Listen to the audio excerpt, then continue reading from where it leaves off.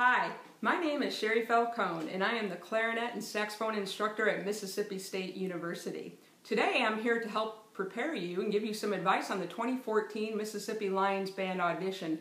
I hope this will help some of you that are not currently studying privately. One of the required etudes for clarinet comes out of the Artistic Studies, Book 1 from the French school, edited by David Height. The etude that I'll be focusing on today is number 32, which you can find on page 34 if you would like to follow along. First, I'm going to play through the selected study. Second, I'm going to break down some of the practice tips and techniques that I find useful and may help you in order to get through those difficult passages, which we can find in measure 8 and measure 13. While I'm playing through the study, I hope that you will listen carefully to some of the articulations, some of the dynamic contrasts, and some of the phrasing that I'll be using as I go through this selected study.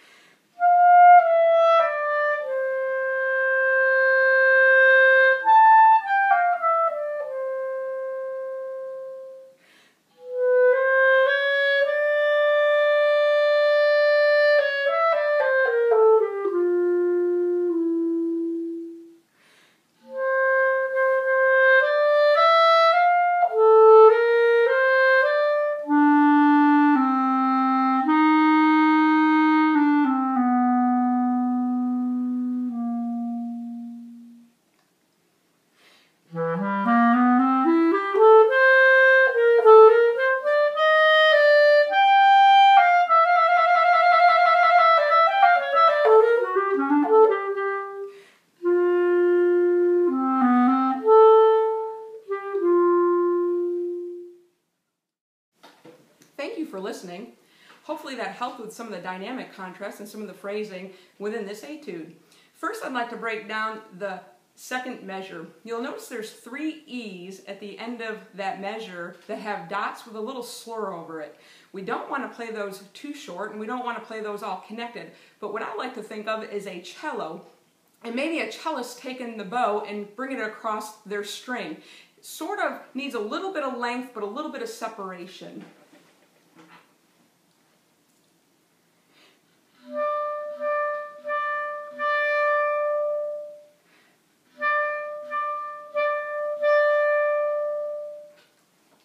And what you can do with those 3 E's is drive into the downbeat of the next measure, and that'll give you a little bit more crescendo on each one of those E's.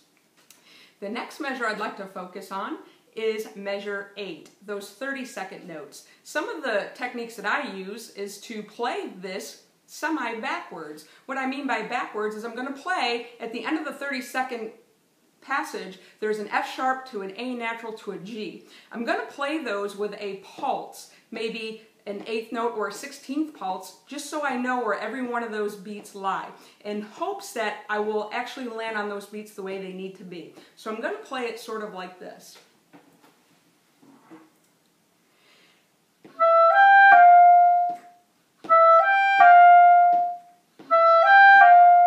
Now I'm going to add the D sharp in front of the F sharp, but I'm going to play that on the up of the beat.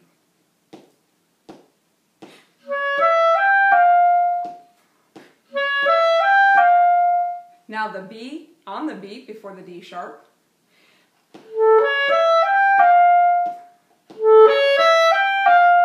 The A sharp before the B on the up of the beat.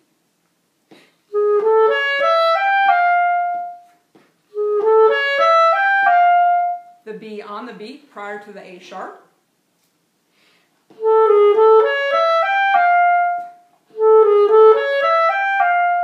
The C sharp, since it carries through the measure on the up of the beat.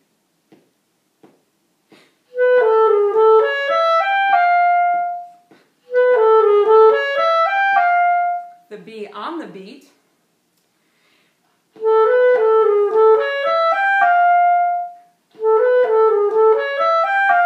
A little quicker.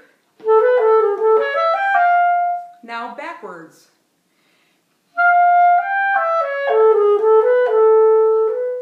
Now forward.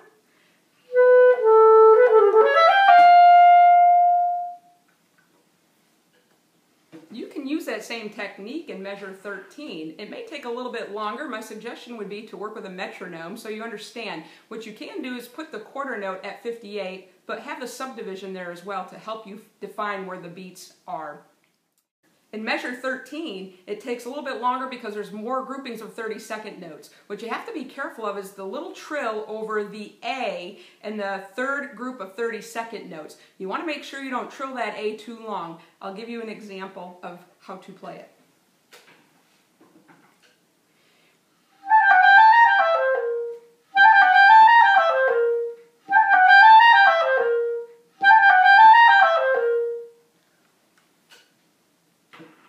Hopefully that helps with some of those difficult passages. One last thing I'd like to talk about, or next to the last thing I'd like to talk about, is the breathing. You need to be careful and be aware of all the breath marks. If you can, take all the breath marks that are specified in the etude itself and try not to break any phrases. That can be done by working on long tones. If you work on long tones before you perform this piece, you may be able to get your breathing capacity a little bit better.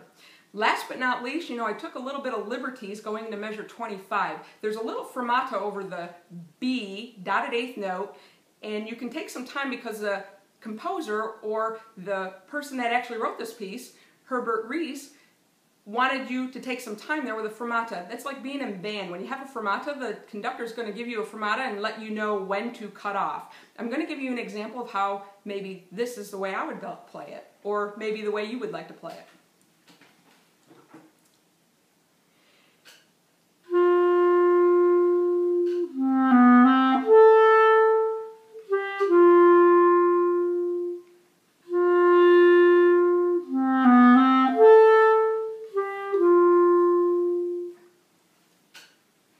Because the etude's a little slow, I think you can give yourself a few liberties here and there by pushing and pulling the tempo.